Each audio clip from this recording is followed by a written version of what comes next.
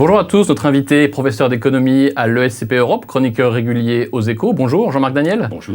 Alors vous publiez aux éditions François Bourin, Valls, Macron, le socialisme de l'excellence à la française pour un manifeste feuillant. Vous conseillez à la gauche de revenir à ses valeurs historiques, libérer l'économie pour libérer les citoyens. Alors la gauche en ce moment est assez déboussolée, notamment depuis le projet de loi El Khomri qui fait bouger les lignes sur le licenciement, sur les 35 heures. Cette loi El Khomri, est-ce que c'est un bon exemple du socialisme de l'excellence à la française ?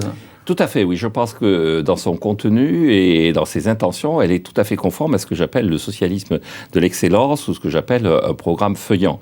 C'est-à-dire que pour moi, il y a effectivement historiquement trois gauches. Il y a une gauche étatiste assumée qui a régné sous la Révolution au travers de Robespierre et qui a provoqué la terreur politique et le désordre économique.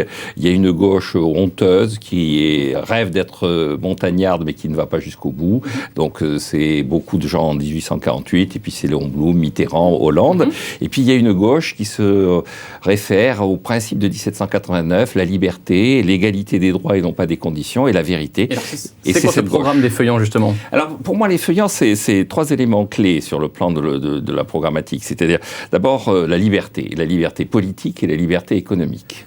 Et notamment l'expression de la liberté économique, c'est accepter la concurrence. C'est des feuillants, un personnage qui s'appelle Le Chapelier qui a libéralisé l'économie française au moment de la Révolution, au tout début de la Révolution. Le deuxième élément, le deuxième programme feuillant, c'est de considérer que l'État n'est pas la solution, que l'État a des missions, mais que l'État doit être ce que j'appelle un maître d'ouvrage et pas un maître d'œuvre. Il est là pour définir quelques grandes lignes, agir dans certains domaines, mais il ne doit pas accaparer complètement, notamment l'activité économique. Et puis la troisième composante, c'est effectivement la vérité, c'est-à-dire de dire ce que l'on va faire, de le faire et d'avoir une espèce de programme continu, soutenu et respecté. D'accord. J'en viens à ma question sur la loi El Khomri. Est-ce qu'elle a des chances effectivement de libéraliser le marché du travail ? Est-ce qu'elle a des chances de passer selon vous ? Il y a un débat en ce moment sur est-ce qu'il faut utiliser le 49.3 ou pas. Est-ce qu'elle a des chances de passer cette loi El Khomri ? Alors je pense qu'on l'a vu au moment de la loi Macron, quand le Premier ministre, puisque mes deux champions feuillants historiques c'était Valls et Macron, et puis maintenant il y a Madame El Khomri qui rejoint le club et je m'en réjouis.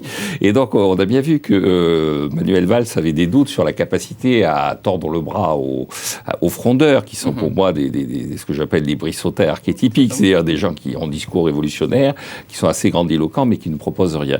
Donc, je pense que dans l'organisation intellectuelle du Parti socialiste, pour l'instant, ils ne sont pas majoritaires, et donc il est possible, voire probable, qu'on soit obligé de recourir au 49.3 au niveau gouvernemental. Ce qui est important, c'est le résultat. C'est quelle que soit la technique parlementaire utilisée, qu'elle soit assez vite promulguée. Ouais.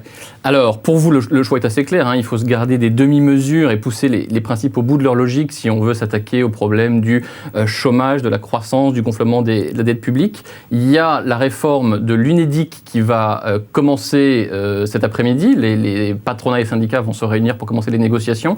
Qu'est-ce qu'il faut prendre comme mesure, effectivement, pour sauver ce régime qui est asphyxié en ce moment sous les déficits et la dette ?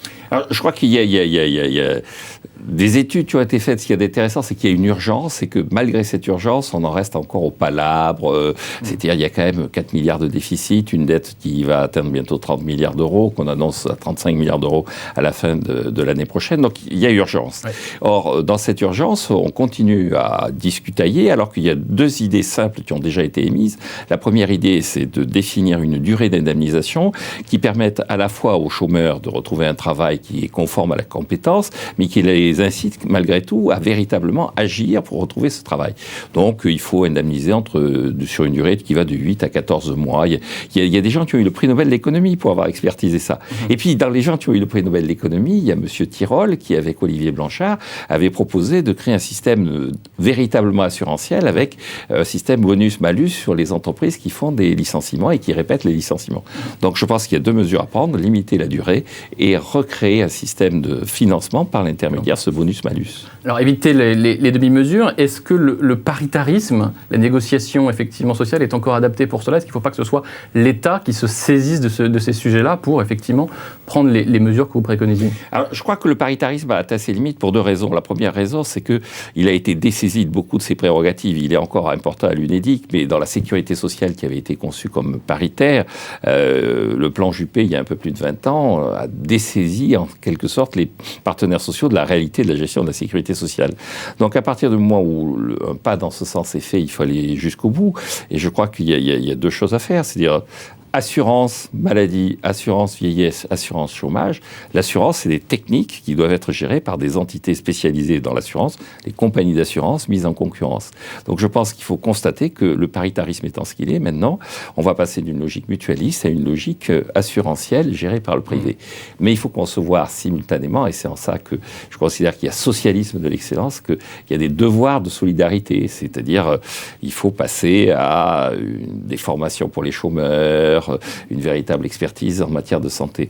Concrètement, le paritarisme, à mon avis, il se survit, et il se survit avec un caractère d'autant plus pernicieux que aussi bien les syndicats que le patronat sont assez conservateurs. Donc il ne faut pas hésiter à les bousculer, à leur dire, bon, écoutez, on passe à une autre phase de l'organisation économique et sociale. Alors, Valls-Macron, Valls ou Macron, est-ce que l'un des deux a des chances de pousser ses idées jusqu'à la présidentielle de l'année prochaine? Alors, c'est ce que j'espère, mais je ne rentre pas dans la tambouille politique. Tout le monde dit en ce moment qu'ils sont à couteau tiré, qu'ils sont en train de se faire une guerre pas possible et qu'un objectif, c'est de se détruire l'un l'autre. Ouais. Ce que je leur dis, c'est, écoutez, je ne rentre pas dans cette tambouille. Je comprends que chacun ait des égos, des ambitions. Encore une fois, Mme El Khomri est en train de rentrer dans le jeu. Elle est feuillante aussi. Je ne sais pas si elle est feuillante assumée ou si elle est feuillante victime, mais en tout cas, elle est dans le jeu. Donc, ce que je dis, c'est que vous êtes les seuls à porter en ce moment, M. Valls, M. Macron, Mme El Khomri, à porter un programme.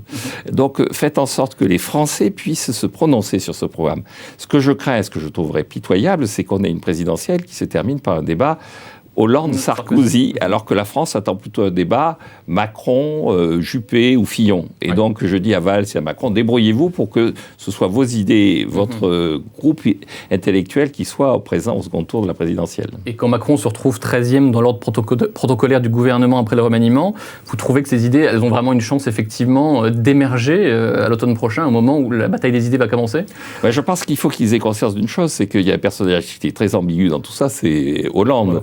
Hollande, il a retiré de François Mitterrand la formule célèbre que l'on attribue par ailleurs au cardinal de Retz, on ne sort de l'ambiguïté qu'à son détriment. Et donc, il entretient... Hollande, c'était Jean-François Trans dans les années 80, c'est-à-dire il était déjà social-libéral, plutôt sur un discours à la Macron. Et d'un autre côté, c'est celui qui fait aussi le meeting du Bourget en disant « je n'ai que d'ennemis, c'est la finance ». Bon, et donc, je pense qu'il faut là aussi que Macron et Valls créent le rapport de force avec Hollande en lui disant soit tu assumes notre programme, soit on va tout faire pour te contourner. D'accord. Est-ce qu'à droite, quelqu'un vous semble incarner ces valeurs ? C'est-à-dire, la droite, assez paradoxalement, dans ce pays, a été fondamentalement conservatrice, et le patronat est assez conservateur. C'est-à-dire, le fondateur de ce qui est devenu le MEDEF, qui s'appelait Auguste Mimerel au XIXe siècle, se définissait avant tout comme protectionniste. Sur le plan politique, il n'avait pas de fidélité particulière, mais il était avant tout protectionniste. Donc, la droite est assez conservatrice, protectionniste, elle s'abrite derrière la grande figure du général de Gaulle pour refuser le libéralisme. Or, il y a quelques individus, malgré tout, qui commencent à émerger. Il y a Fillon, par exemple, François Fillon, qui a fait un programme assez libéral. Et regardez le succès rencontré par le jeune Robin Rivaton, qui publie... vendredi dernier, précisément. Voilà, qui publie des livres qui sont, sur le fond, assez libéraux et qui est devenu une sorte de coqueluche de la droite. Donc, je pense que la droite est en train de se guérir. Merci beaucoup, Jean-Marc Daniel. Bonne journée.